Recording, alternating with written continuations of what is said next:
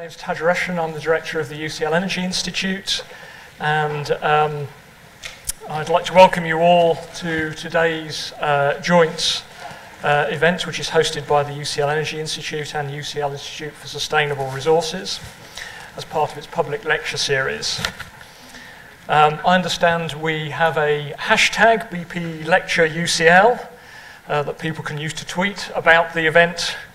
All details will be on the holding slide in the room, which is what they are. The format of this evening, Christoph has very kindly agreed to talk for about 45 minutes to an hour. That'll be followed by Paul Eakins, who is the director of the Institute for Sustainable Resources. He will act as a respondent and will talk for about 10 minutes. And then there will be an opportunity for a question and answer session for 15 minutes. After that, all attendees are invited to a drinks reception, which will be held on the balcony just outside the lecture theatre. The fire exits should be labelled. There's two fire exits at the top and the sides. So if you could follow those, we're not planning to have a fire rehearsal today. It's my great pleasure to introduce tonight's speaker. Christoph has a distinguished track record in both academia and economic policy making. To have somebody who has both of those skills is great.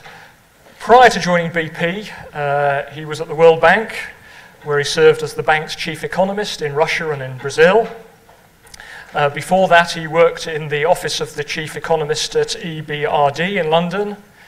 And prior to that, he's held various academic posts, first in Germany, and then as professor of economics at the University of California in Los Angeles, and he held several visiting appointments. So it's my great pleasure to welcome Christoph Rühl to the platform.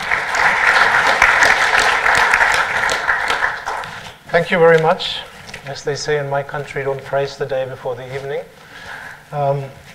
Thank you all for coming here, and thank you for the invitation.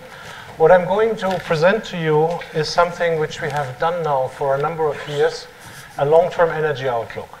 This is the fourth time we publish it on an annual basis. It has been around a little bit longer, but it used to be an internal document for BP for strategic purposes and so on, and then it was decided to make it public, mostly to help feed into a debate which we think could be advanced and could be enhanced, and is very important because when you think of it, energy, of course, obviously, goes directly or indirectly into any kind of economic activity. But sometimes when you open the newspaper, it seems like everybody is allowed to say anything about it. We have done it three times before, always until the year 2030. This is the first time that we published it 5 more years until 2035. We took the occasion to give a big shake-up to the crystal ball, and I'm happy to report that in terms of very long-term trends, not that much changed, but the additional 5 years do provide some additional insights, and I will point them out as we go along. Now, before we go right into it, I want to point out one thing which is probably clear to all of you, but it's very, very close to my heart, and I want to be very clear about it. This is a point forecast, warts and all. And of course, the only thing we really know with certainty about these kind of forecasts, baseline 2012 going out all the way to 2035, is that it will be wrong, wholly or in parts. So question, why do we take this risk? Why do we do this kind of point forecast? Answer, we do it because we think that nothing forces and focuses the mind of an analyst as much as if he is forced to walk from today into an uncertain future. And mostly in the following sense, that along this journey, he or she will encounter numerous forks in the roads, big areas of uncertainty, where oftentimes, genuinely, we don't know is the system going this way or that way. But if we're very lucky, and that's the only value you can expect from such a forecast, we'll be able to identify some of these forks in the road, some of these fault lines of this relatively complicated system, as I like to call it, and also probably some of the determinants which will tell us it goes this way or that way. That's the real value added of this kind of exercise. And that's why we do not do scenarios. Scenarios would be the alternative, where you try to plaster the horizon with all sorts of outcomes and then walk backwards. It's not as rigorous, we think, as a forecast. It doesn't force your mind on these decision points as much. And that's also the reason, I would argue, why scenarios you find more often in institutions and places where writing is by consensus, where you need a political compromise, etc. And you don't see the IMF doing a scenario, for example. You see them doing forecasts for this reason of being rigorous about things. What I would like to do is to start by giving you sort of the very, very big picture where we stand in global energy markets. You'll see there's always an emphasis on also saying where we come from before we discuss where we go to. And then discuss a little bit fuel by fuel with an emphasis on two things which are important, at least from today's perspective. One is the so-called shale revolution. We should always be careful with the R word, but that's how it's called now, happening in the US and probably elsewhere, and the question, how does that change the market of fossil fuels, mostly oil and gas as we know it? And the other is the issue of CO2 emissions, climate change, which is something which is not as high, it seems, today on the public agenda, but I think it is something which may come back, and therefore I'm going to have a closer look at that as well. And with this, let's just go right into it. Let's look at the big picture very briefly, and then I give you some simple frame of reference for the rest of the discussion, that it doesn't get all drowned out in numbers. We, like most other people, would expect to live in a world which continues to grow in several dimensions over this forecast. Again, forecasting period 2012 to 2035, so from now on another 23 years.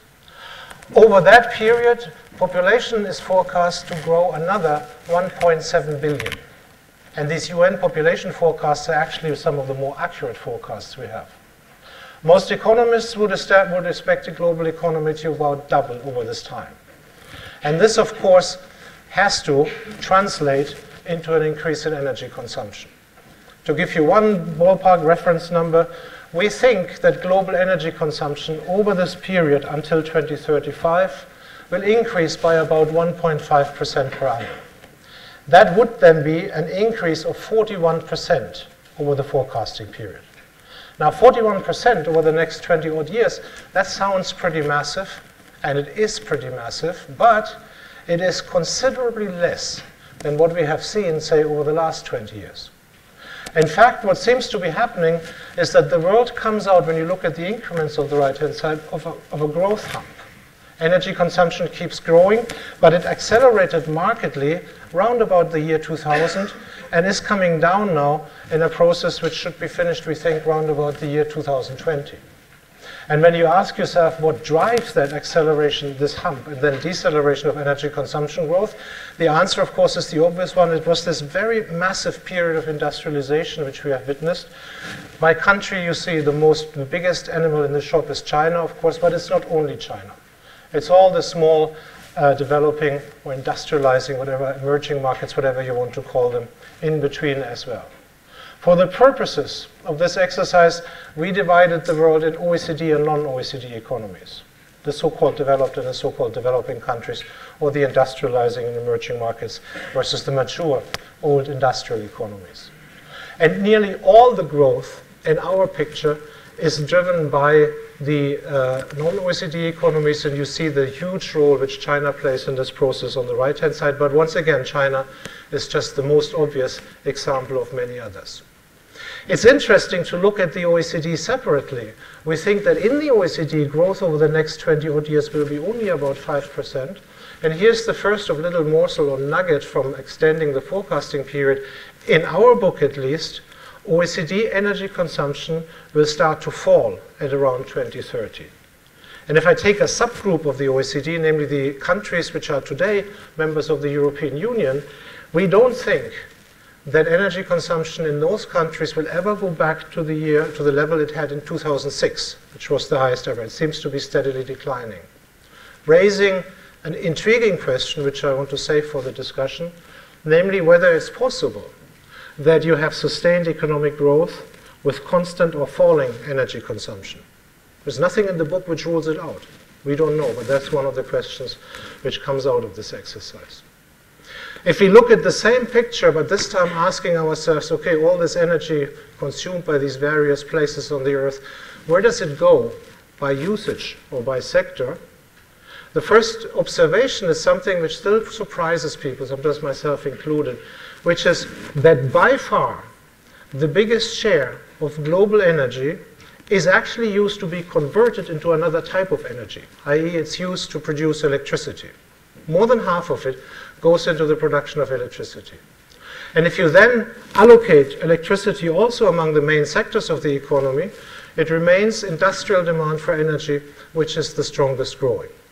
Followed by a sector called other, which has things like agriculture, services, household heating, all the rest of it, with transport, probably the most prominent in newspaper discussions, a distant third.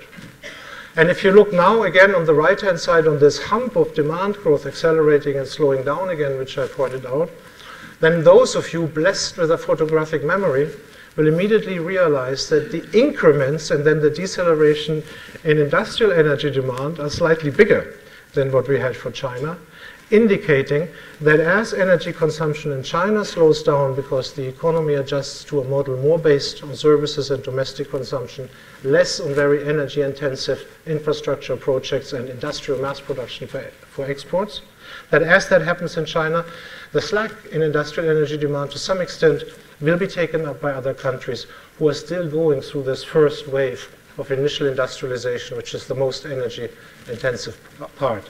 And I come back to that as well. Big countries among them, as we will see, like India or Indonesia, for example.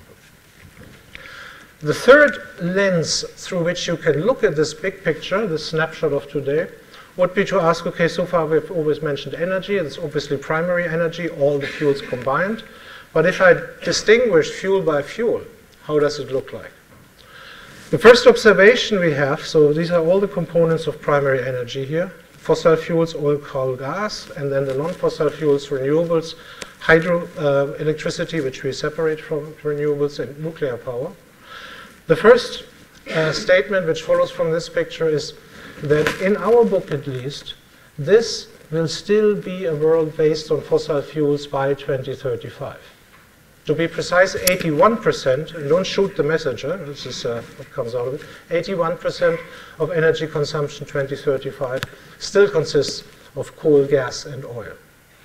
Of those three, we have seen the last 20 years, natural gas being the fastest growing and oil being the slowest growing, and this is a trend we think will continue.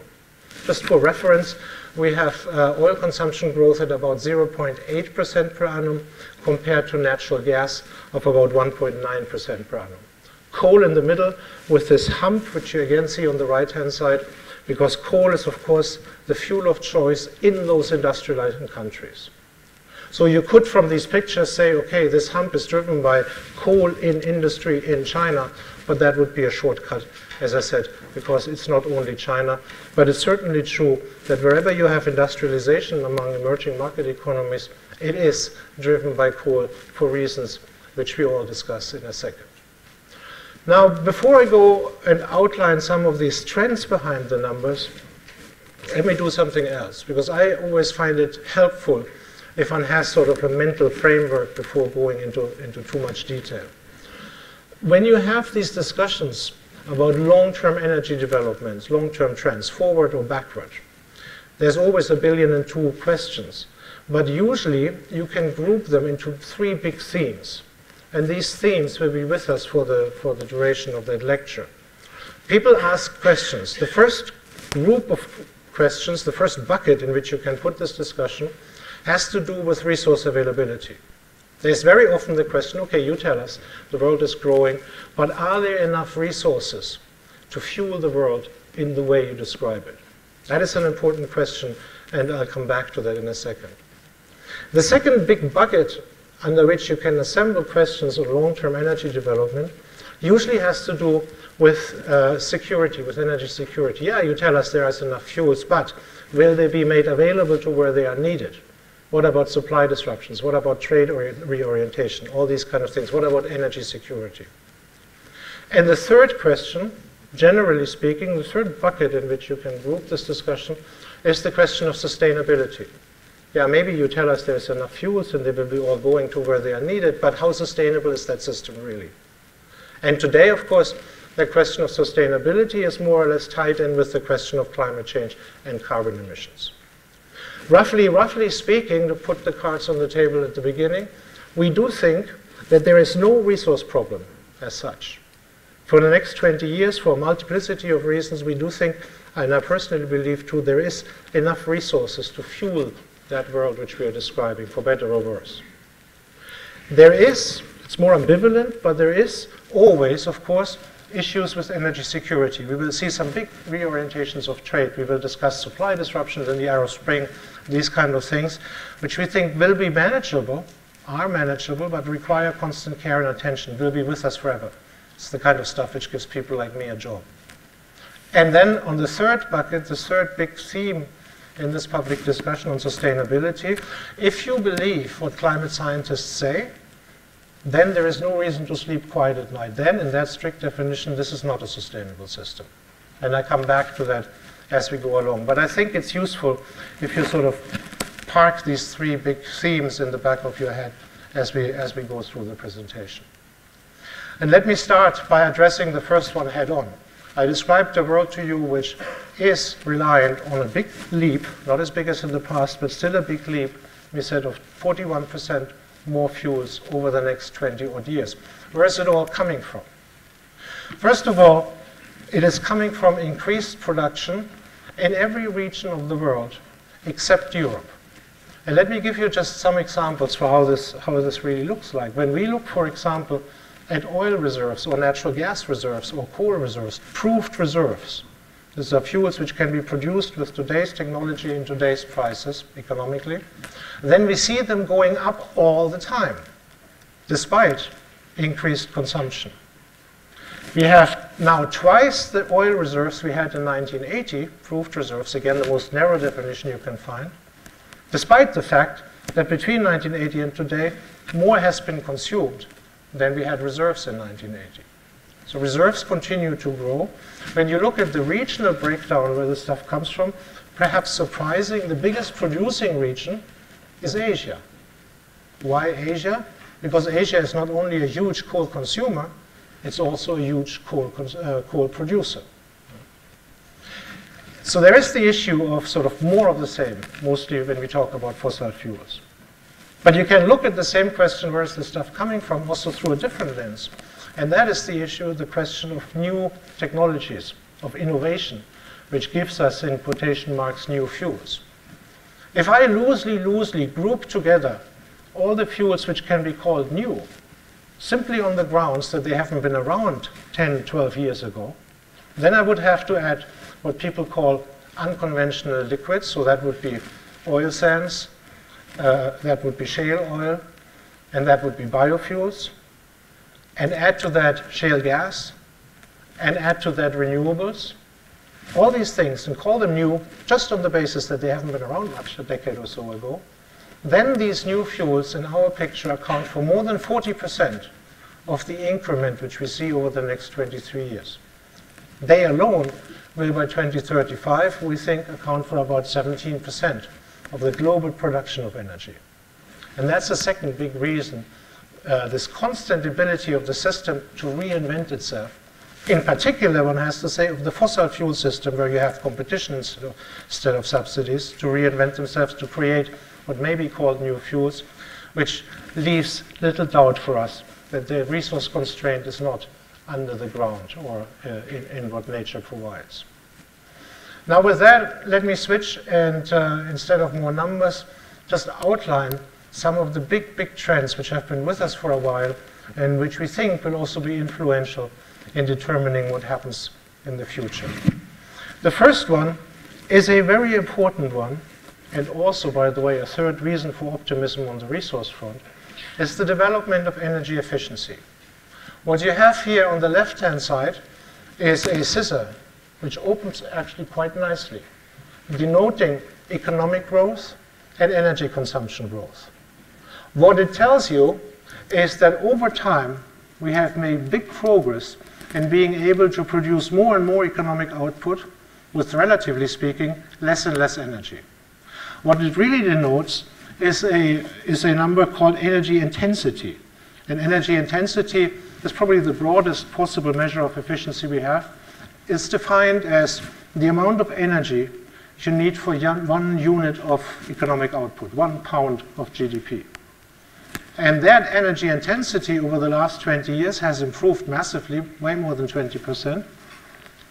And we do think it will continue to improve over the forecasting period by another more than 30%. These efficiency improvements are driven by a variety of things, and I'll discuss them later in some more detail. But they are, of course, instrumental also in making sure that the demand for resources doesn't go quite up as fast as economic growth, and that the system, from the point of view of resource availability, is more sustainable than it looks to many observers. A second big trend is the development of fuel shares on the right-hand side here. So now we are not talking anymore about volume growth or production growth or consumption growth, but about market shares. And when you look at this, an interesting picture emerges. You have on top of it oil, and what you see there is the only fuel which has a clear structural break. The consumption of oil, as in the market share of oil, went up in since the Second World War, in the 1950s and the 60s, very, very steeply, as oil was available cheap enough to compete with gas and with coal in all applications, not only transport, but also industrial use and electricity production. And since the 1970s, since the 2 oil price shocks which we had there, when oil became, relatively speaking, more expensive than other fossil fuels, you see the market share of oil decline. The mirror image is provided by natural gas. Natural gas, I told you already, the fastest growing fossil fuel, grows all the time on the back, A, of more availability. They find more of it all the time. But B, also important, on the back of better transportability. This reflects the development of liquefied natural gas, the gas which you freeze and then you put it on tankers and you ship it somewhere else and regasify it, which allows natural gas for the first time to become independent from pipelines and to be shipped literally across continents where it now competes with coal.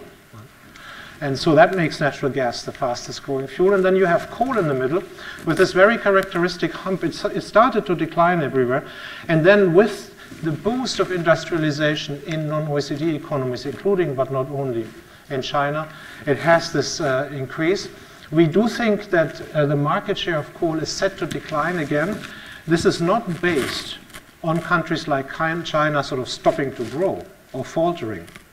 It is based on this grand experiment which the Chinese are undertaking, namely what they call to rebalance their economy, really to restructure it from very energy intensive, as I said, infrastructure and export-oriented industrial mass production towards more domestic consumption and services. On this experiment working well. It's a pretty safe bet on coal, because if it doesn't work well, it will grow slower and coal demand will also go down. Now, when you look at the non-fossil fuels, this is a picture sort of which has also interesting parts. I want to point out to you a parallel which poses a real interesting question, and that is between what happened to nuclear energy in the 1970s and 80s, when it grew very rapidly and gained market share in the global system, and the parallel which exists between what we have seen for renewables already and what we expect for renewables in the future, namely a market penetration which proceeds just as fast as what we had with the 70s and the 80s in nuclear. Now, nuclear energy is always, when you look at the face of it, what happened here was in the late 70s, early 80s, it stopped gaining market share on the back of security safety concerns and huge political protest. What is very often forgotten in today's discussion is that it is also an extremely expensive form of energy. It always was highly subsidized, still is everywhere where it's used. I'll give you one example, just with the eyes of an economist. There is not a single country in the world where you can find private insurance against the cost of a nuclear accident. It will always be socialized everywhere. If that's not a huge subsidy, then I don't know what is. And that high cost of nuclear also had something to do with it hitting a glass ceiling at about 7%, 8% market share in the 1980s, from which it never managed to break. Why does that matter?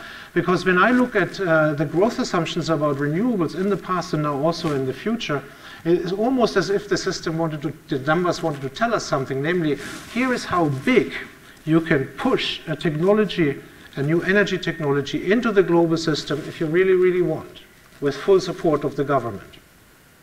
But then the question arises, renewables are also still, by and large, a subsidized sector.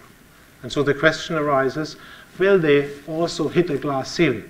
Because when you have a subsidized fuel and it increases its market share faster than its unit costs decline, the amount of subsidization has to go up and up and up with every gain it makes. And what you're seeing right now in Europe, in Spain, in the UK, also now in Germany, is that the subsidies for renewables are being cut left, right, and center. And not because people don't like them, of course they do. They're being cut because they become too expensive. And so the big question here is there reason to suppose that renewables will not falter in the way nuclear did because they become too expensive to be financed above a certain threshold? To give you the answer right away, we do think that this will be the case. We do think renewable learning curves are coming down faster, costs are improving faster. They are not facing probably the same sort of fate nuclear had, but it's not a given.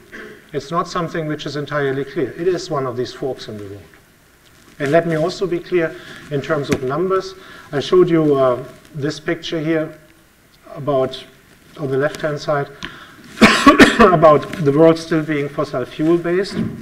This is not produced by some malicious intent. That is based on a world in which renewables continue to grow in our forecast by 6.5% over the next 20 years, which is extremely ambitious and extremely high over such a long period of time. But they start from a starting point where renewables in the base year 2012 globally had a market share of 2.4%. 2.4%. And that's all renewables for electricity and for biofuels for transport. 2.4% of which 0.5% biofuels. And even if you assume very high growth rates as we do of 6.5%, it will only go to 7% by 2035. It's just a base effect. That's the rationale behind this relatively small market share of renewables. In fact, what we assume is that renewables will not be hit by the glass ceiling because their costs come down. I said already, basically, for one extent, based on learning curves and what we observe in the industry. And another reason for it is that they are much more exposed, potentially at least, to competition. When nuclear energy globally first accounted for 2% of electricity production, it was present in only 14 countries. When wind power, exactly 40 years later, first accounted for 2% of global power production, it was present in almost 100 countries. And it's these kind of considerations which we think will sort of win the day and make them continue to grow. But I want to just point out at this instant that this low role for renewables in the future is what we have in the numbers today, and it's very hard to see how that should change if we don't assume some surprising discretionary technical change of the unpredictable kind, which we don't. Now, this picture of fuel shares is interesting also in itself for an entirely different reason. If we have this halfway right, give or take a few percentage points, this would be the very first time in human history that we would live in a world without a dominant fuel. Think about it. First it was wood, then it was coal, then it was the age of oil, and now it seems as if these fuel shares of major fuels are converging. There's nothing automatic about this process. It will continue afterwards. It looks different in the OECD than non-OECD, but globally, this is the world in which we live right now. First time, no dominant fuel, even though it's driven by very different things. Oil, increasingly as it becomes expensive, specialized only in transport, competed away from power generation and industry by cheaper fuels, and coal and gas increasingly globally in competition with each other especially in the generation of power. A third trend I wanted to point out, which surprised me, for example, was I told you that electricity generation is the biggest area in which all these primary energies are going, is that this is not stopping. When you go back 100 years, you might be tempted to think that growth in electricity consumption is something associated with industrialization, and as you have more mature economies, higher degree of services and all that, it goes down. It's not. Continuously, the share of primary energy which goes into the generation of electricity continues to increase, whether this is in the OECD or in the non-OECD. Now, why should we bother about this intermediate step? Precisely, of course, when you think of fuel gas, because it is the biggest application of all of them. And the right-hand side gives you a first taste of how this has developed over time. Another theme one needs to look at if one wants to discuss things like climate change. Always a relatively constant share of hydropower, of course, and then a world which comes from a heavy, heavy domination of coal in power generation. And the same picture as before.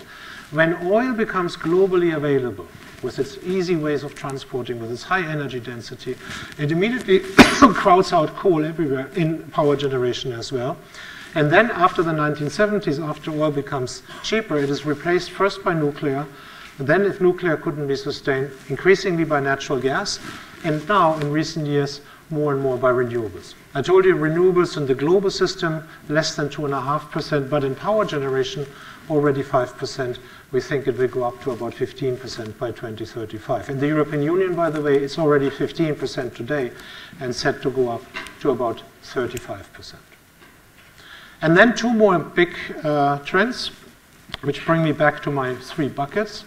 First of all, we live in a phase right now which sees huge reorientations in energy trade, and this is of course driven by shale oil and shale gas in North America.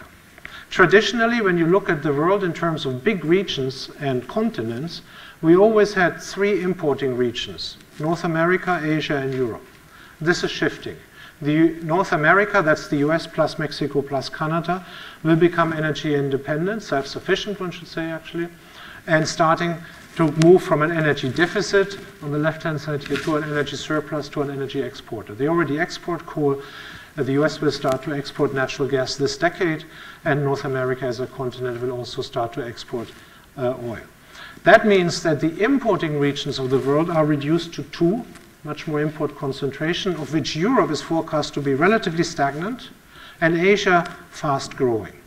And this, at the same time, among the exporting regions, you probably have more competition over time. This is a source for potential instability to which I will come back to, but it relates to this big topic of energy security, how to manage this reorientation in trade. Just think about what it means for unstable regions like the Middle East. And you get some idea of the dimension of the problem, which comes under the heading of energy security and deserves some discussion. And then finally, and again I will come back to that in more detail, we have another scissor here, this time the one between energy consumption and CO2 emissions from burning fossil fuels, from energy use. And you can already see that that scissor isn't behaving as well as the energy efficiency scissor at all. So what you can call carbon intensity, the amount of carbon burned by using some given amount of energy, improves, but very, very gradually. Over the last 20 years, it has improved by about 0.5% because of the very high share of coal in our primary energy mix. What this really denotes carbon intensity is sort of the carbon intensity, the carbon load of the fuel mix which we are using, with of course coal more carbon intensive than natural gas, and natural gas more so than renewables. That's already sort of the very, very big picture. A picture where the world continues to grow, including continued rapid energy consumption growth, but very unevenly distributed, driven by the industrializing part of the world, by their economic use, not only because they grow faster, because industrialization is energy intensive, especially in its early stages. A world continuing to be based on fossil fuels because of the very low starting point for global renewables. a world where we think there is no reason to suppose, because of conventional fuel availability, because of innovation, and because of these rapid improvements in energy intensity, to believe that there is a real resource constraint limiting the system. One in which we see huge reorientations in global energy trade with all sorts of affiliated problems, and one which, from the perspective of climate scientists, is nowhere near, and I'll show you this later in detail, targets such as 450 ppm for 2 degrees Celsius increase, or 1990 levels, or whatever one wants to take, where there's very, very limited progress in avoiding the translation of energy consumption into CO2 emissions. Now with this, let me concentrate on oil and gas, and I will skip over some things to make it not too long, stick to my 60 minutes. And let's start with what is perhaps still the biggest and the most central of all the energy markets, the market for oil. Or I should correct myself and call it, like here, the market for global liquids, because it also includes all liquids, including biofuels, for example. This is an attempt, again, to start with the big picture and to denote how, for this forecasting period, the next 20-odd years, demand, supply develop in a very big summary. First of all, the number. What everybody always wants to know, what do you think is liquids consumption going to be in 2035? We think it will be about 109 million barrels per day. You don't need to keep all these numbers, but that is an increase of about 19 million barrels per day over what it was in 2012, our base year. So keep in mind, it's an increase of about 20%. Less than energy overall, because oil is growing the slowest, but substantial. All of this increase and more of it will come from the so-called developing world, based simply on their needs for more motorization and more transport.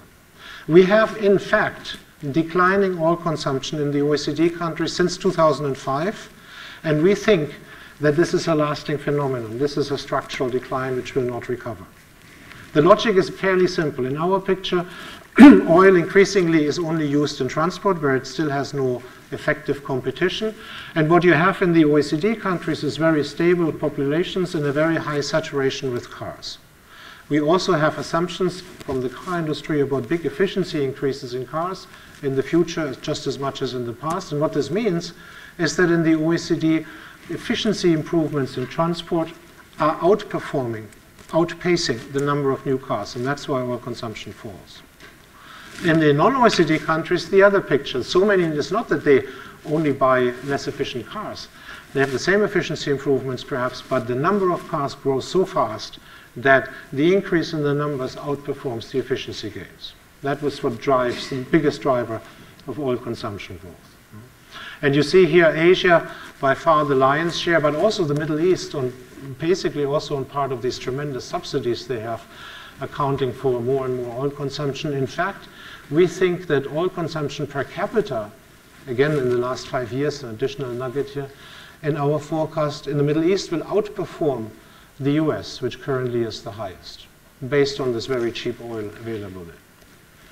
And then on the supply side, two major sources of supply: OPEC, the cartel of oil-producing countries, and then what is called here non-OPEC growth, mostly from North America. These are these non-conventional liquids, biofuels, oil sands, and especially shale oil, and I'll come back to that in a second. There is a timing problem, which I want to outline right at the beginning. We do think that the growth from North America and other places of unconventional liquids will come first. This will dominate this decade and perhaps most of the next decade, and the OPEC increase will come in only towards the end of the period, comprised of more of the same crude oil and NGLs. NGLs is natural gas liquids, something which is a byproduct of the production of natural gas and has no quotas. So OPEC members like it and can produce it because there's no limitation. Let me jump over the demand side, other than to say very briefly that it is, as I said already, non-OECD transport which grows the fastest and is the biggest part here. And you see it yourself, the decline in OECD demand for oil. And how we estimate our transport fuel demand and all of that, let me postpone that if you're interested in transport fuels for the discussion later. And let me just jump straight into what is of most interest to most people these days. Excuse me. And this is the question: what is really happening there with tight oil or shale oil as it's called now. On the left-hand side, you have again the big picture. Again, this is our increase by almost 20% to about 109 million barrels per day, and the question, where does it come from? The dark green area at the bottom, this is conventional oil production, as in Alaska or in the North Sea or maybe offshore Brazil. It's moderating, declining maybe a little bit, basically stable. On top you have OPEC. OPEC crude production and then this natural gas liquids which come out of these countries. And what I want to talk about is this little fan, this little sliver in the middle. This is what people call unconventional fuels put in the bigger context. It is, again, a little bit of biofuels, oil sands, almost exclusively from Canada, and then tight oil. Tight oil is sort of our expression for what people call shale oil. On the right-hand side is a production profile which we try to construct only for tight oil, so only for shale oil. We did this the first time more than a year ago, where we just took together all the knowledge we could get on the geology, on infrastructure requirement, also political assumptions about how accessible it will be, and so, in order to come up with an estimate in an area where, of course, uncertainty is still huge. We were surprised when we first did it. We were actually the first ones, and I know that's true by now, who came up with a statement that North America will be oil self-sufficient in a few years' time because of this development. But we were surprised when we found out, we compared it with other people's, that we were at a very conservative end of the forecasting spectrum. So what are we saying here? We're saying that we expect shale oil or tight oil to come from literally nothing a few years ago to about 7% of global oil consumption by 2035, about 8 million barrels. Very, very rapid increase. More important than the numbers, let me point out three characteristics here. Number one, we are right now in a phase of very, very rapidly accelerating growth. This is not going to continue. We do think that growth will continue, but at slower and slower rates. It will mellow a little bit and decelerate a little bit. Number two, this development of decelerating growth, but basically anything which happens over the foreseeable future, will still be driven by what happens in North America, the US, Canada, and Mexico, including this deceleration in growth. In fact, we think US production will start to decline in the 2020s. And number three, yes, there are all sorts of other countries moving into that space, trying to utilize the same technologies, but not quite fast enough to reverse this picture of decelerating growth.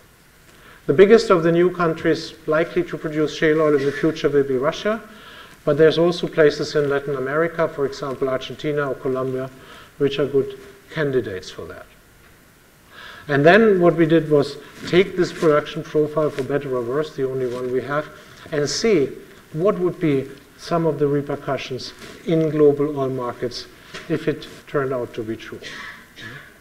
Now, let me make, before I go there, actually, let me steal 3 minutes and make a little footnote, because that could be good for the discussion. A big question to ask is this shale stuff somehow different from conventional resources?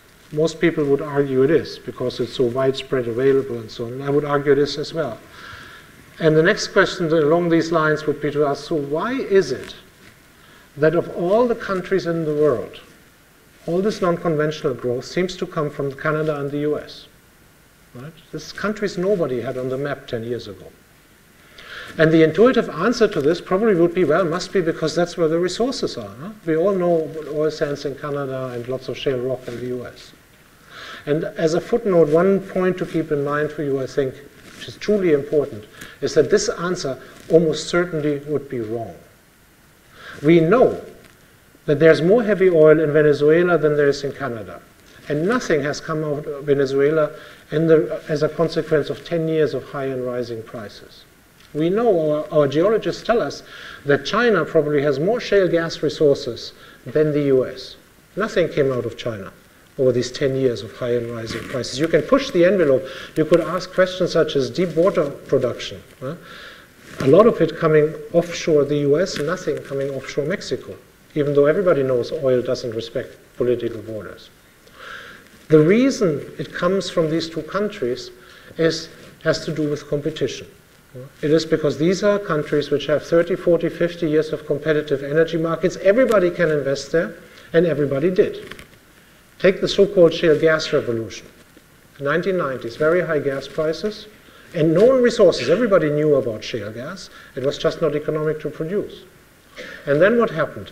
A whole flock of mostly medium and small enterprises moved in that space, trying to connect the two, the high prices and the known resources. Many of them losing their shirt in the process. And only after a few have succeeded and developed these technologies did the Exxons and BPs, the big guys in this business, move in as well. It's very important because what it tells you is that energy markets in the long run are no different from any other market. I always say if you triple the price for jackets, you'll see in 3 months' time more jackets being produced. For cars, it may take 3 years. In energy, it may take 10 years because of the big complexity and size of these projects. But ultimately, it is competition breeding this kind of innovation which we have seen. And people give you these laundry lists from US having the best infrastructure, the biggest rig fleet, tradability of property rights is all true. But take 1 or 2 of them and implant them somewhere else and it won't work. Because these things themselves are just like a mirror image of having these competitive energy markets. End footnote. So when you have this kind of phenomenon, and it's already big, one should also make no mistake, the US, for the 2nd year in a row, had the biggest increase in their oil production in their history. And these guys produced last year, and they produced oil since 1859. Right? And it can go on. It is already a massive increase. When this happens, and you're sitting in my shoes, most likely the boss will knock on your door and will ask you, so Christoph, what does that mean for oil markets? And of course, what he really wants to know is what does it mean for oil prices? And here we come at one of these classical forks in the road. Because if the oil market were to be a normal market, this stuff is already big enough that the only remaining question for an economist would have been to say, okay, prices will go down, and I can tell you how fast and to which point. But the oil market is not a normal market. The oil market is run, among other things, has a big producer cartel in it called OPEC, controlling a sizable pound of global production. So in the matter of oil markets, this question, what does it do to prices, will seamlessly translate into the question, will OPEC cut production in response, neutralizing these increases from outside its sphere of influence or not? And on that question, your guess is as good as mine. We think, in our forecast, excuse me, that OPEC is willing and capable of cutting production in response to these increases outside its control. If they do, this would mean that spare capacity, which emerges in response to production cuts, would go up to 6 million barrels per day within this decade. This is the highest level of spare capacity then since the 1980s. It will be a challenge to manage that for a cartel, to remain cohesive enough to do that. And sometimes you feel the first people now coming out of the woodwork comparing the situation to the 80s and saying, oil prices will go down. And for a variety of reasons, I don't share that view. But it will be a very delicate balance, and it will put pressure on OPEC. That's the first observation here. Now, you may say, this is kind of strange. There's the old guy talking about OPEC cuts, when in reality what we observe is what? We have seen a very high, very stable oil price for the last 3 years, and no voluntary cuts. Just the opposite. We see Saudi Arabia and others producing so much as they never had before. So what's going on? And this is my favorite story here. This is something most people are not aware. What has happened in the last 3 years is that we have actually seen, since the beginning of 2011, the period people call the Arab Spring, since the civil war in Libya, some of the biggest supply disruptions in the history of oil markets, and certainly the biggest since the collapse of the Soviet Union. With the civil war in Libya, and if you just add to this the war in Syria, the birth of a new country in Sudan and all the problems that brought with it, the sanctions against Iran, all of that took out cumulatively over the last 3 years, these troubles in North Africa and in the Middle East, about 3 million barrels per day. For comparison, the average supply disruptions in the 10 years before the Arab Spring was 100,000 barrels per day. So in terms of this tight market, a substantial amount. And by sheer coincidence, really by only sheer coincidence, this disruption was matched almost one by one, barrel by barrel, by the production increase in the US. It's one of the strangest things when you look at it. Even the time profile looks almost identical. That's why we had oil prices very stable and above 100 for a number of years. Well, that's why Saudi Arabia, which didn't have disruptions, can produce at record levels and record prices at the same time. It's absolutely fair to say that if we only had this kind of political and social upheaval in North Africa and the Middle East we have seen the last 3 years, you would have seen price spikes, you would have seen talk about the emergency strategic petroleum release, about the economy going to the docks, all the rest of it. It's also absolutely correct to say if we had continuation of a peaceful world and only this production increase in the US, we would have seen oil prices coming under pressure and need for OPEC to react. All of this. Right? It's sheer coincidence. And now back to our outlook. This poses then a real challenge if you're a forecaster. Because now the question is, we're not interested in short-term transitory things, right? During the economic crisis 2008, 2009, we didn't change our long-term growth forecast. What's a little recession among friends? It will wash out. So the question here is, did we enter a different world? Is this going to continue? Or do we need to forget it and just say it was just a transitory thing? We think that we did to some extent enter a different world, and that still will need to need for OPEC to cut. And we think so based on two reasons, one in the past and one in the future. The one in the past you see here. When you look at sizable supply disruptions in the past, here are some examples. The revolution in Libya and in Iran in the 1970s, the collapse of the Soviet Union, the invasion of Kuwait by Iraq in the early 90s. In none of these cases was production back at pre-disruption levels 10 years later. In many cases, it never came back. When you have these disruptions, you have technical problems, like now in Iran. Nobody really knows how damaged these fields are, mixed up with political and economic upheavals and problems, and historically, they're never transitory. It always takes a long time. And the other reason for pessimism has to do with economics, basic economics and politics again. If you believe, and only then, that these kind of social and political upheavals we have seen in North Africa and the Middle East in recent years, at the bottom, for their reason for their being, have something to do with the economic situation of the people living in these countries, then you should not be too optimistic about the future of this region. Here is, not to step on anybody's toes, we did it for OPEC as a block. Something on the economic situation of major oil-producing countries. Population growth, twice as high as the comparator group of other non-OECD economies. Twice as high, massive pressure. Per capita income, believe it or not, for these countries, which should be about the richest on the planet, flat since 1975, where the others in the non-OECD increased 170%. And energy consumption, based on these massive subsidies, basically going through the roof. 75% per capita higher than in the rest of the non-OECD. What does this mean? It means, of course, these countries will continue to export oil and gas, but there is no way that they continue to grow their exports as fast as we have seen in the last 30 or 40 years. And that means less revenues, that means less money to pacify the population.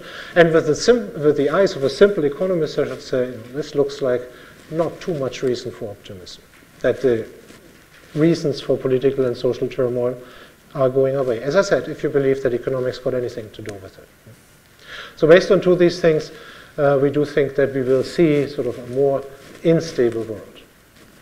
Now that's one already example for concerns about energy security and for the huge amount of uncertainty we have here.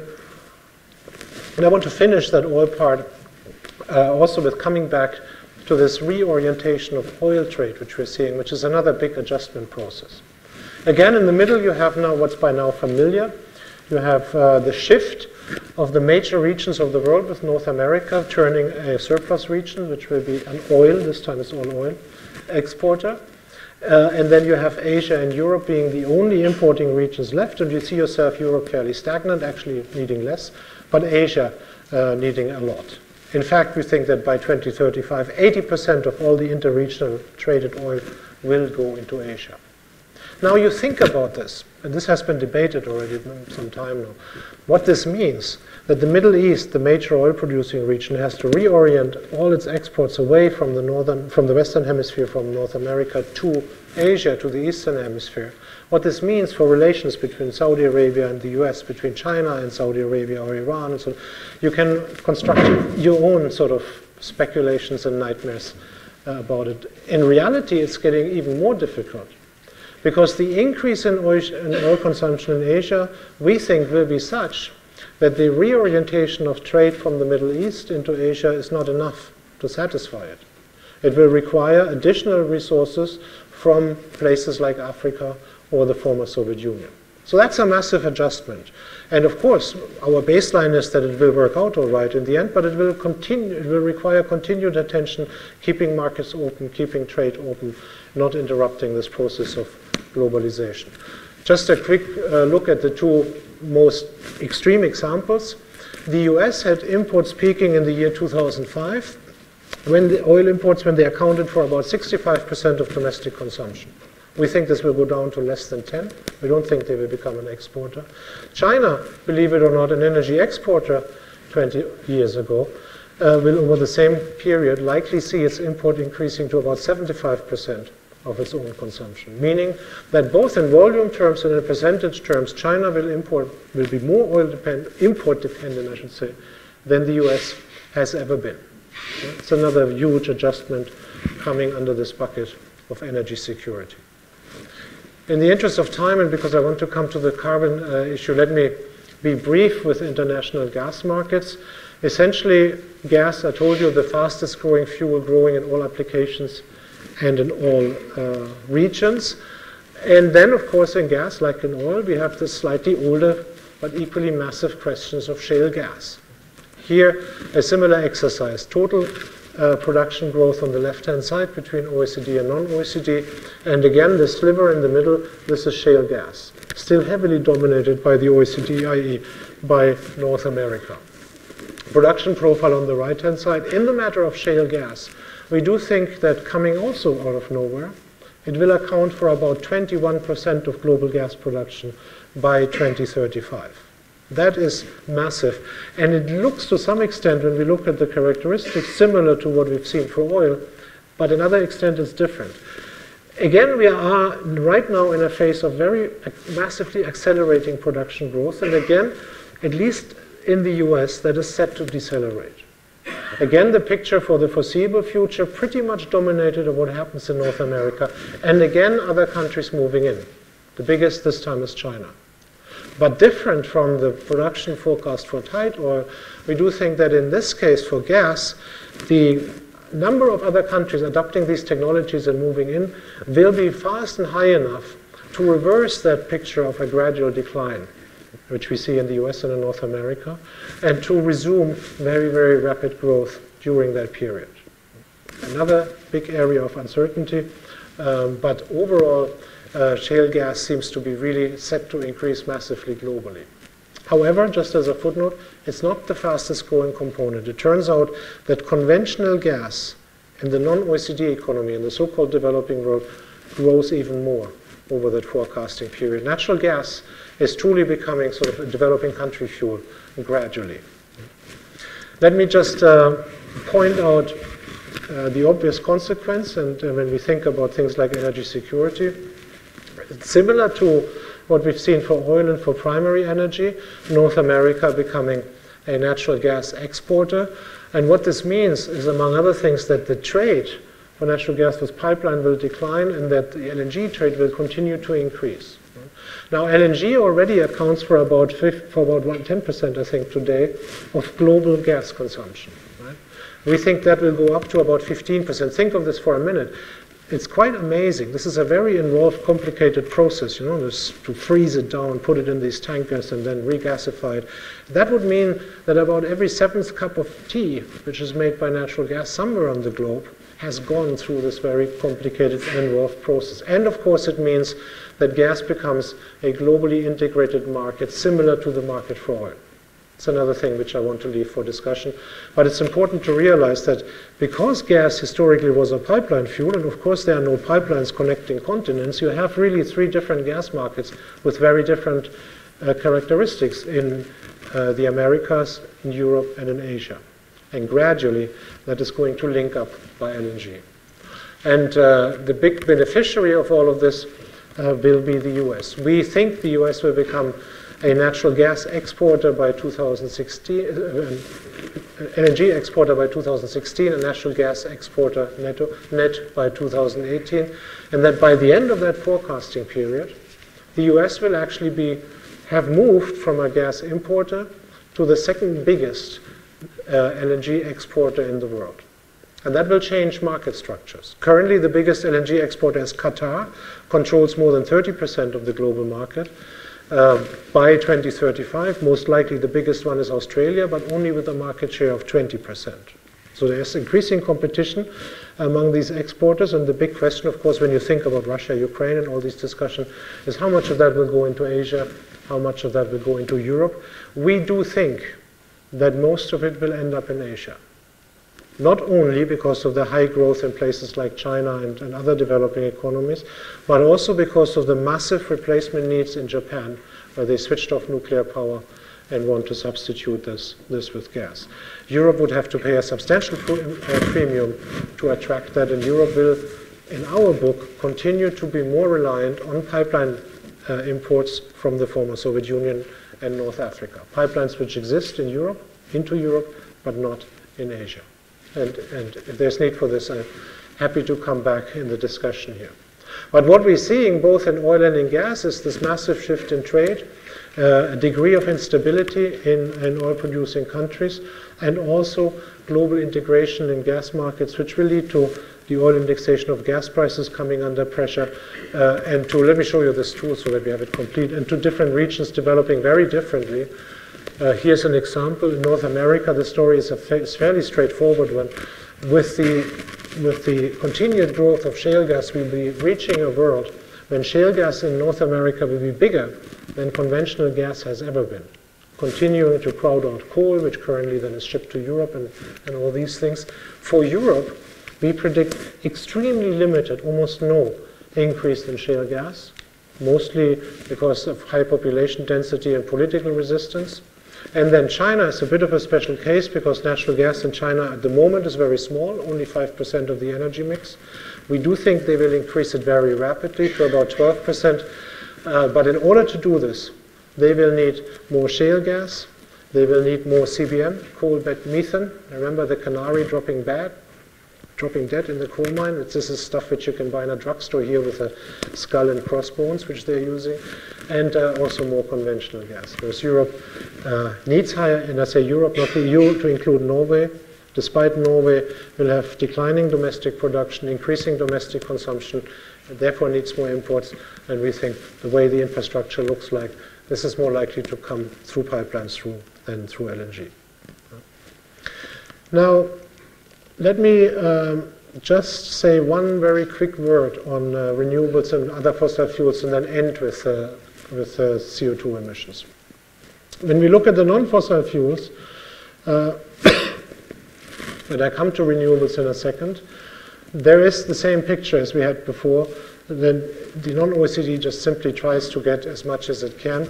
But an interesting question is how will nuclear energy perform?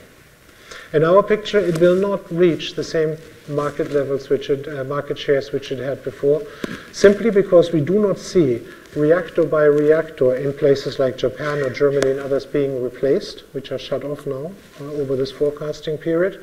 And we do have a massive, massive wave of retirement as reactors, especially in the US and in Europe, approach the end of their lifetime after around 2030. We don't think this will be replaced one by one.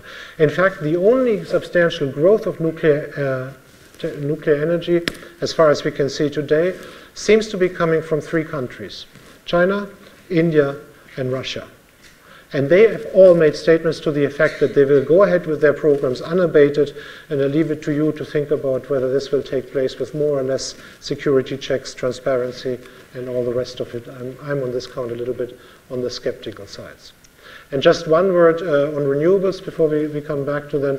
A development in our book still heavily dominated by the European Union, which has these enormously high penetration rates. I mentioned already 15% for power, which we think will go up to more than 30%. And even if volume growth in China is the largest, it is really the sort of developments in the European Union which drive our globally high growth rate. I say it again.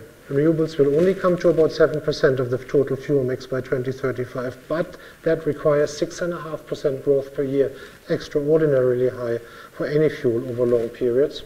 And that is possible in turn only when you recognize the hidden assumption here that they will not bump against the same cost ceiling which killed the extension of market share for renewables.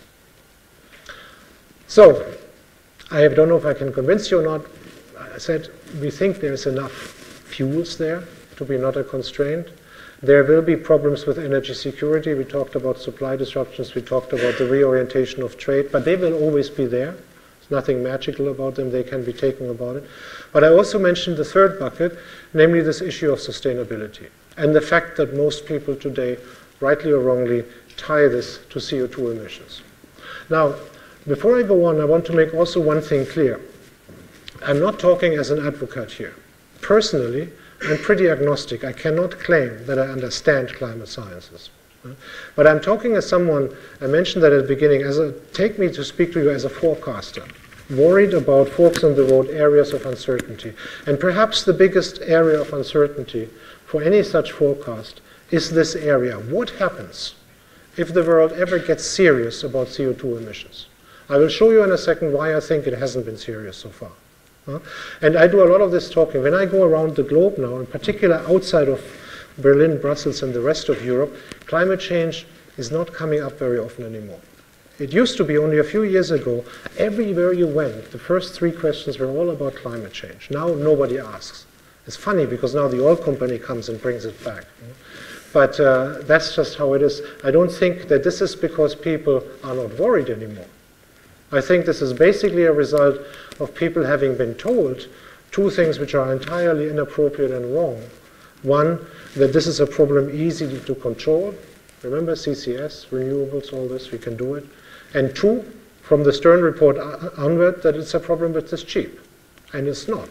It's a hell of a difficult problem, and it's certainly not being cheap to fix it. And I think these kind of attitudes have led people to some extent stepping away from the problem, but it doesn't mean that the problem goes away. So I'm speaking as someone who wants to delineate this kind of area of uncertainty and find out what happens if the issue comes back. So let's start with where we are. I mentioned that in this forecast, there's not much reason for comfort if you believe climate scientists. The good news is that we think that carbon emissions will grow less than energy consumption, 41% carbon emissions by about 29%.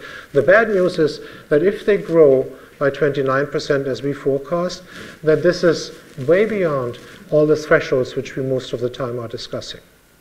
2 of them I want to mention. One is this threshold of 450 ppm parts per million, which for a long time climate scientists have taken to translate into a temperature increase of about 2 degrees Celsius, which is sort of the minimum, the maximum they thought which could be accommodated without major changes.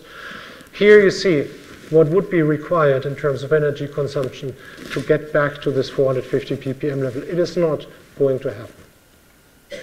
We said this the first time 4 years ago, not because we like it, but because it is what the data indicate, and got a lot of flack for it. Now I think basically everyone agrees. Emissions will continue to grow, all of it in the developing world, driven by economic growth, will decline in the OECD. And the adjustments which would be necessary to limit us to this 450 scenario, basically physically not possible with a growing economy. Another one of these benchmarks often used is, you must have heard this too, is the level of 1990. We need to bring it back to 1990 level, stabilize it there. What we have in this forecast is a level twice as high as 1990, 3 times as high in the non-OECD. Right? That's what I meant by little reason for optimism. So what we decided to do then is to sort of step back with the intention of figuring out, so what could be the implications for a forecast like that. Step back, and what you do when you don't know an answer really, what I find always helpful is 2 things. You go back to basics and you go back to history. Back to basic means, what do we know about CO2 emissions? Of course, we know it depends on the economy, because economic growth means energy consumption growth, and that means more emissions. But we know actually a bit more about the mechanics. Basically, CO2 emissions are driven by two different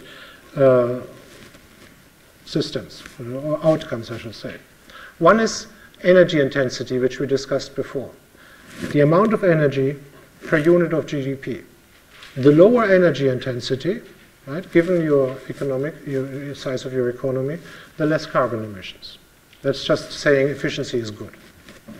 The other one is carbon intensity. The energy which you burn, the lower the carbon emissions coming from it, the better. So if you burn coal, you have twice as much as if you burn gas, and if you have renewables, you have zero. Now, what do we know about those two variables? And actually, we know a lot. Energy intensity, I mentioned it earlier, is developing really very nicely. And this is a development which is complicated, goes always up with agriculture. As the share of the industry increases, energy intensity goes up. 300 people in a factory need more energy than 300 in a field. And then it goes down slowly as countries move away from industrial production more into services. 300 people in an office building usually use less energy than 300 people in a factory. But underneath that, we see a marked change since about the 1980s. Since about the late 1980s, we see a substantial acceleration of efficiency improvement by this measure, and we see countries converging. Very important. You can see that here.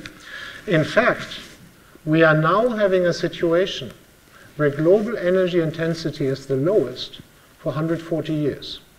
So again, it's energy per unit of GDP. It doesn't tell you about levels.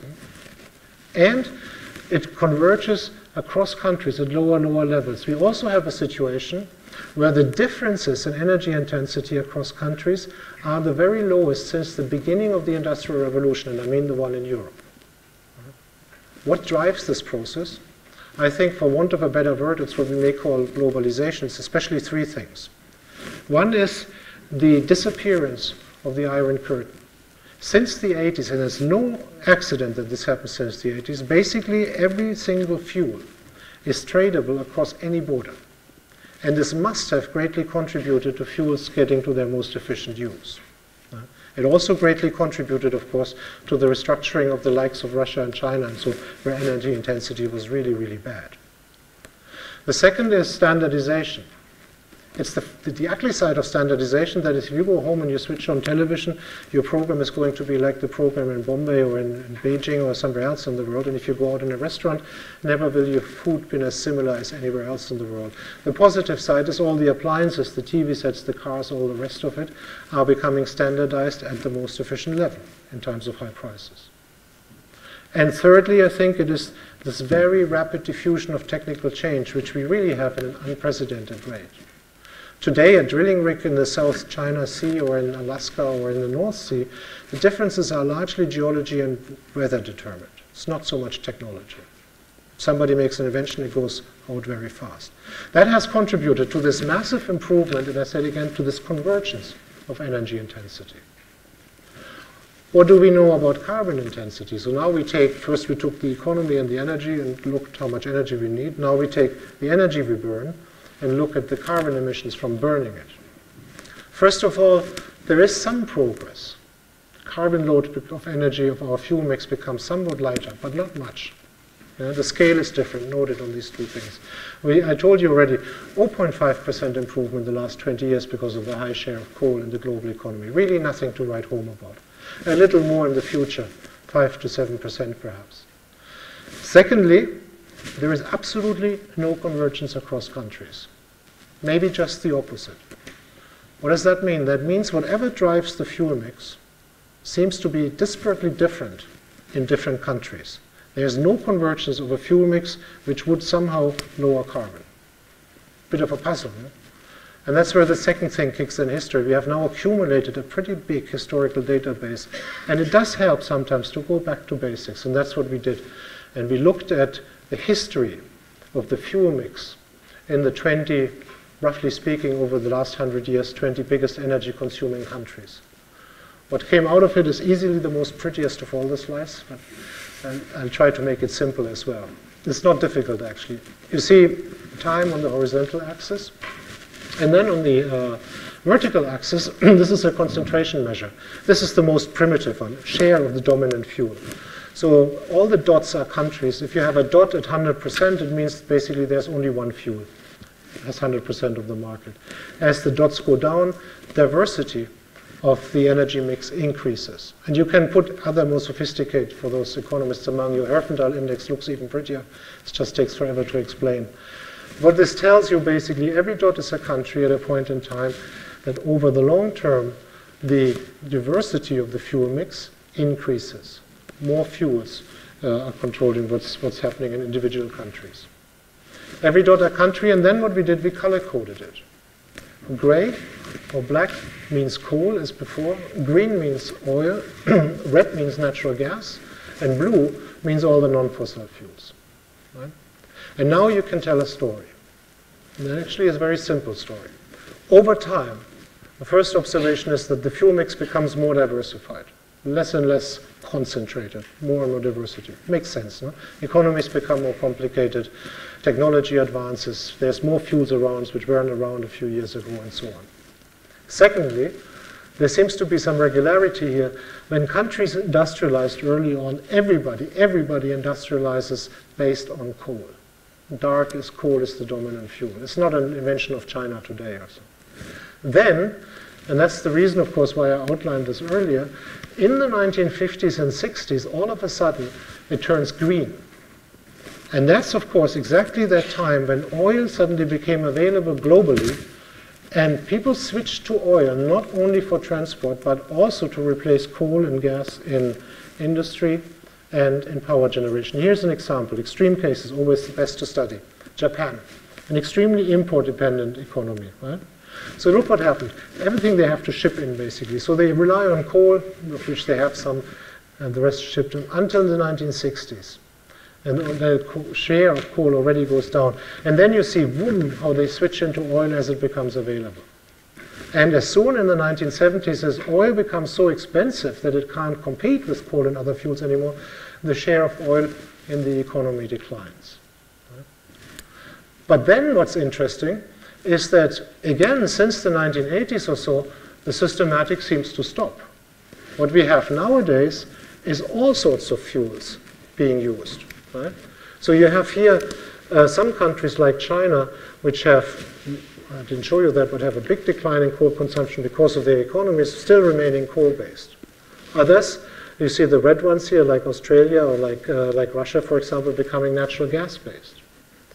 Still others remaining reliant on oil. You have the US here, which we think in the future will become natural gas-based. Europe, the big exception, which will have a bigger share of non-fossil fuels combined than all the fossils. But there are other blue countries here. One of them is Sweden, and one of them is Brazil, with this huge share of hydropower. So the basic picture is that nowadays, fuel mix seems to be all over the place, dominated by all sorts of things. And the suspicion, of course, when you ask what drives this, is, well, it's obviously it's not climate policy and it's not a carbon price, so it must be economics. Right? It must be that countries just take whatever is cheapest and whatever is available. And there's an easy way to check this. Because I mentioned already that we are in a phase now where natural gas is shippable and coal can be shipped everywhere. And so what we have in the world, for better or worse, is very heavy competition actually between gas and coal in power generation. You can see that, study that in Europe now, the last 2 years. You know what happened? Gas becomes cheap and available in the US, crowds out coal, coal gets shipped to Europe, and in the UK and Germany and all these countries who have spent 20 years of money and brain power on climate change, they use more coal than gas, and CO2 emissions go up, and the biggest decline worldwide is in the US. This is just one example. So we have this global competition. And when you look at these markets where coal and gas competes, you have every potential influencing factor for the fuel mix in there somewhere. North America, a new technology emerges, and gas simply is cheaper than coal. It's not that they have a carbon price or something, and therefore more gas, less coal. Europe, the different picture, less coal, more gas, not because Europe has so much gas, it doesn't. It has lots of coal, but because Europe is rich enough and efficient enough to translate the preference of its population for cleaner fuels into this kind of picture. By the way, this is where we are right now. Gas falling, coal rising, but we think that regulation in Europe will catch up with this. China, A massive decrease in coal, not because yet of environmental reasons or because they're rich enough, but because the economy shifts and needs less coal. And then other big countries outside the OECD, India among them, Indonesia about them, the share of coal rises and is predicted to rise, the share of gas falls. Not because they don't have gas. India and Indonesia sit on a lot of gas, but they decide to sell it abroad because it's cheaper to use domestic coal. Massive movements in each of these markets, but globally, over the forecasting period, is just a change of about 7%, because partially they offset each other. Now, why does it so? The first answer is, first approximation is, yes, it is economics which drives this fuel mix. Now, why does it matter? And we're already done, last one. You need only 2 more pieces of information to draw a conclusion, which I think is pretty striking. One is, as you know probably, when you produce 1 kilowatt hour of electricity with natural gas, not with coal, you have about 50% of the CO2 emissions, right? So you use gas, about half the emissions from using coal. The other is something we discussed already, the sheer dimensions of the system. Currently, about 1/3 of global energy is coal, a little less is natural gas, and renewables are somewhere 2.5%. Now you combine these systems, and to see how this works, just suppose we take our energy outlook and we freeze it. I take all the assumptions about the economy and so on, but I do not allow for any efficiency improvements. And I do not allow for any changes in the fuel mix. That would give us carbon emissions growth as indicated by this gray bar here, 30 billion tons. Now, luckily, we said, we predict continued improvements in energy intensity or energy efficiency. That will take off about 40% of that growth. And we allow for continued changes in the fuel mix, but as I said earlier, we expect them to be much, much smaller. And so that will only take off another about 7%. So the contribution to carbon emissions growth of energy intensity improvement is much larger than fuel mix, no surprise so far. Of these 7%, about 4%, a little more than half, is the role of renewable crowding out other fuels. The rest, only less than 3%, is fossil fuel substitution. It's the larger share of natural gas combined with coal. And this really indicates to me 2 things. A, the world has not been serious about climate change, otherwise they would have made much more hay out of this possibility in fossil fuel substitution. Think of it again, 50% less emissions, 1/3 coal, almost 1/3 gas, compared to this tiny amount of renewables. And B, from the point of view of a forecaster only, if this issue becomes important again, if it comes on the global political agenda, this is where the low-hanging fruits are. This is where the intervention will have to take place to generate results. So we did the numbers. And when you do the numbers, and now I'm not talking forecasts anymore, for today, it turns out that if we were today to replace 1% of global power generation, coal with natural gas, right? We replace for 1% of global power, coal with natural gas. This would generate CO2 emission savings equivalent to increasing global renewables by 11%. Think about this, 1% switching global power between coal and gas. This is in the daily margin of error. It's imminently doable, in other words. Increasing global renewables by 11% is going to be very difficult, take some time, it's going to be horribly expensive.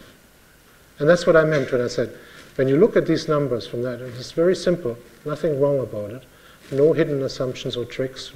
Then there is low-hanging fruits here, which obviously have never been tackled.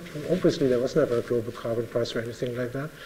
And, of course, environmentalists don't like it because gas is bad, because it's fossil.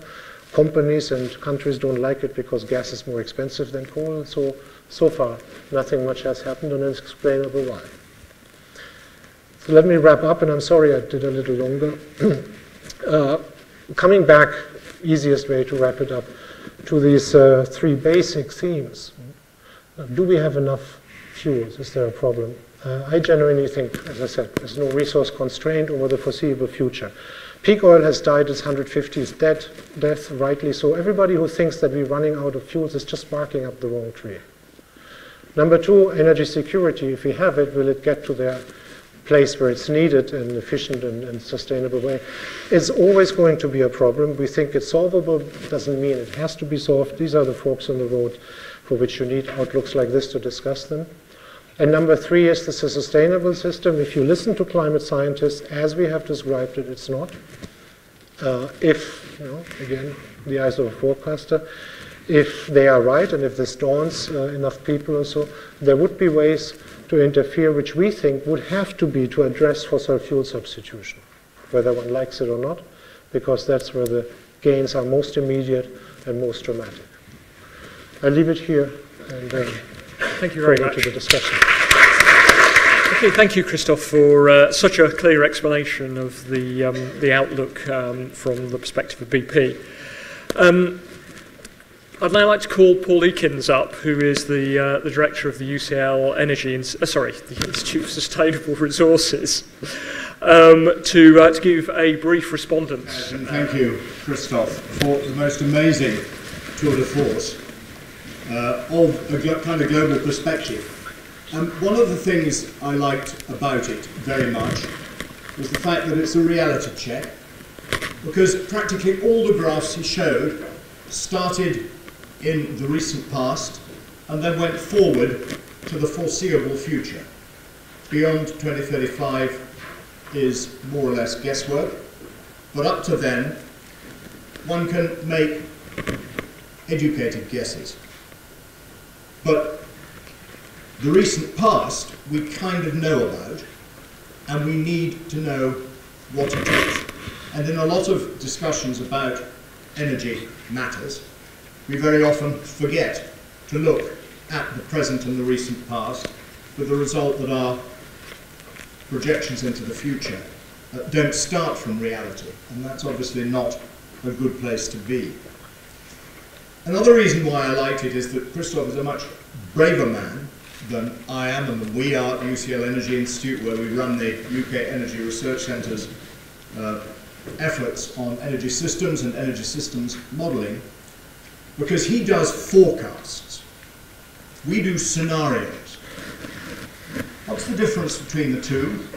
I didn't realize, I'm sorry. No. I mean, it's a fundamental difference, because what Christoph is doing is putting his reputation on the line and saying, if on the basis of the kinds of trends which we think are going on, and that's the importance of the reality check, this is kind of where we're going to end up. And that's really important, because if you don't like where you're going to end up, and I don't, so I can put my cards straight on the table, then you better do something about it.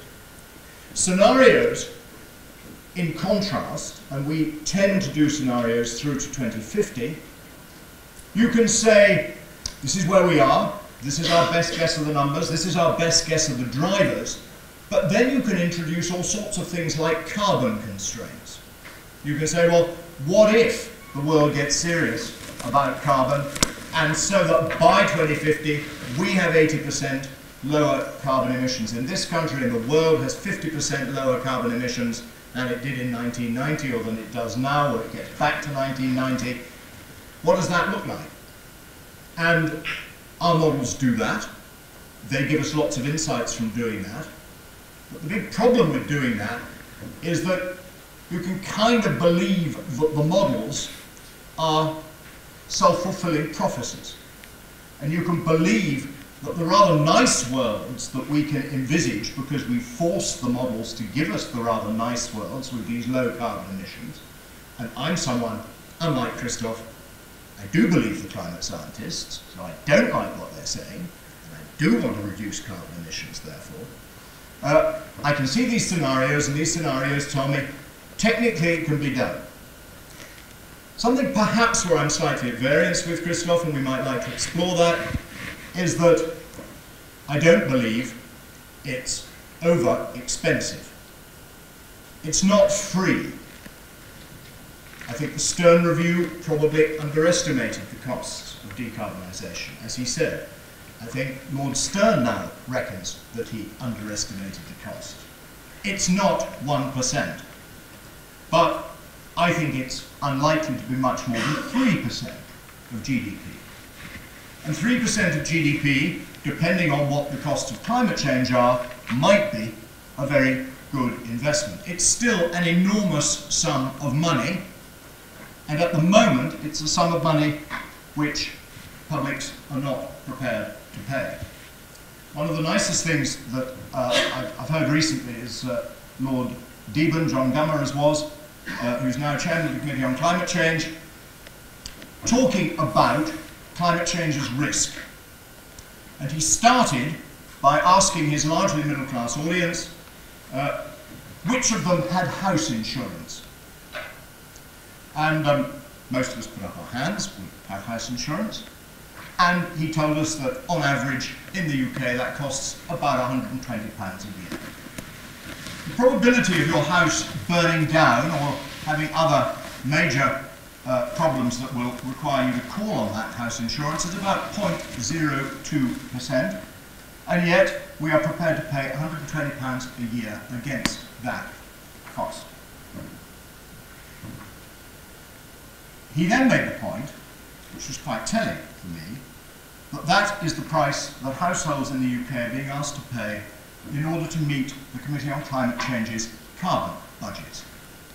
About £120 a year in 2020, rising slightly beyond 2020, and then falling. Well, you've probably been following as closely as I have the debate about the affordability of energy in this country. And at the moment, those of us who are prepared to pay the Committee on Climate Change's £120 a year by 2020 are being outnumbered by those who are not. Not because £120 a year is an outrageously expensive sum of money, but we're not yet convinced that we need to pay it for those purposes. A fascinating part of your presentation, which I wasn't fully aware of, and which I've now got firmly caught in my memory, is that slide of the changes in trade relations that are going to happen over the next few years given these drivers. Such that the EU and Asia will be competing for export, for energy export. And Asia will be wanting far more energy than the EU. And I can imagine that that becomes a deeply uncomfortable place for the EU to be. Partly because many of the exports that it's competing for will go to Asia more easily than they can come to the EU, and partly because, if it's gas, the prices might be higher in Asia than they are in the EU, as they are at the moment, and as we know, exports will tend to follow prices. So I think that energy security issue around European energy is terribly important, and we probably shouldn't have needed President Putin of Russia and his ambitions in Ukraine to remind us of that. Coming back to these drivers of these forecasts, just to make us feel as uncomfortable as I think we should feel, how certain can we be of these drivers? And I think we can be pretty certain of the three big ones. The three big ones are population growth. There will be 1 billion more people in 2035 than there are now, short of a most calamitous demographic collapse. All those people want economic growth, and if they don't get economic growth, and if we don't get economic growth, then we will have extreme difficulty managing our societies. And we know that from the recent past with the collapse, the financial collapse from 2008, unemployment, Greece, Spain, 50% youth unemployment, all that stuff. And the third one is the desire for these burgeoning developing country populations for modern energy services. One thing you didn't bring into your pictures at all is the dominant use of renewables in the world today, which is people burning dung and wood in their homes to cook and getting huge health problems as a result. None of us would put up with that for 10 minutes. And yet, these billions of people are going to want the energy services that we've got. Which leads me to the end, because you said many times you wanted discussion, and I would much rather listen to you talk than myself, and I'm sure the audience is right there. And stuff that we can agree on. We can agree on that the world is not currently taking climate change seriously. Some of you will have come to the seminar which we organised recently with one of the researchers from Carbon Tracker, who've done all this work on stranded assets, calculating that a very large proportion of current hydrocarbon reserves needs to remain unburnt in the absence of CCS, and actually CCS doesn't make much difference either, if we are to meet the 2 degrees target. The fact that stock markets have not discounted these assets 1%, as far as we can judge, means that the stock markets don't believe policymakers take climate change seriously. Those of us who do take climate change seriously, therefore, have a difficult task on our hands. And the last thing I think I want to say is really to amplify just a little what you said about what needs to happen. The only way we can change that trajectory, there was a slide there, the other slide I shall remember was your slide with carbon emissions going up, OECD broadly flat, developing countries increasing lots, and then showing what the carbon emissions would have to do to get to the 450 ppm trajectory. I would like you to imagine that slide. If I had it here, I would put it up there so we could imagine it together more easily. I'd like to imagine you that slide, instead of the carbon emissions cuts coming from the developing countries, the carbon emissions cuts were coming from OECD countries. Because realistically, that's where they will have to come from. And we know that, that's why we have a climate change target of 80% in the UK, 80% reduction by 2050. Good luck. There it is. So that little red dotted line has got to do this. It's got to start here, and it's got to come down there, so that the overall emissions don't go up as much, but the developing countries continue to have carbon emissions growth. And that is something they are going to insist on, and there is no power in the world that can stop them, and there is no moral argument which we can make which will have any robustness. So there are only 3 ways in which we can change that trajectory. You mentioned one, and that's gas for coal. Gas for coal. Wherever people are burning or look as if they will be burning coal, somehow the world has to try to ensure that they burn gas, and that will be mainly in emerging economies, as Christoph's graph showed. That's where the big coal consumption is coming up.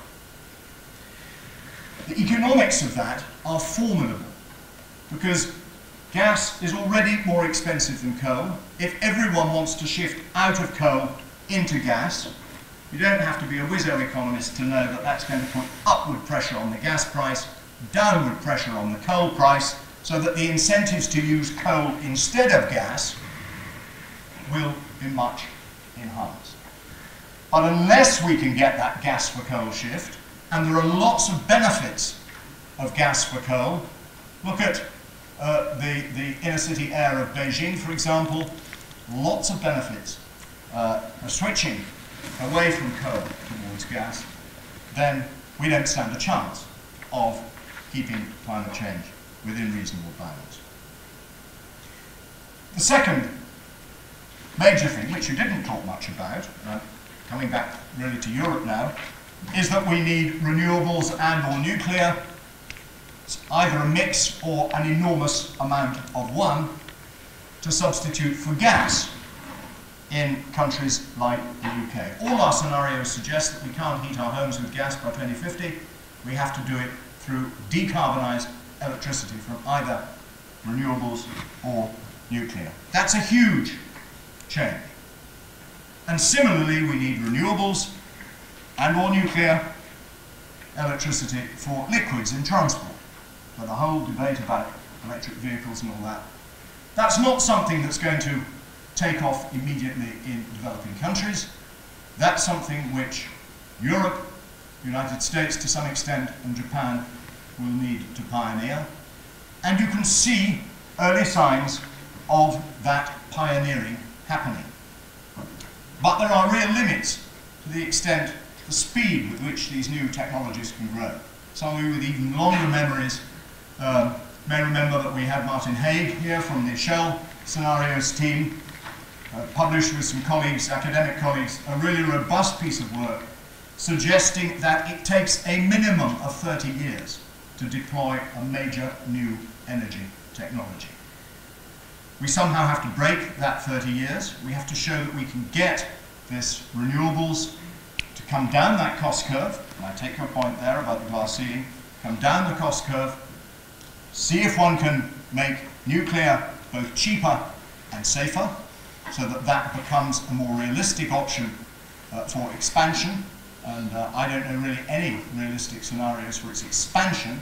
It's finding it difficult even to maintain its share of electricity at the moment, in order to ensure that we get that dip, steep dip in OECD country emissions, in order to make sure that the developing countries have space for carbon emissions there.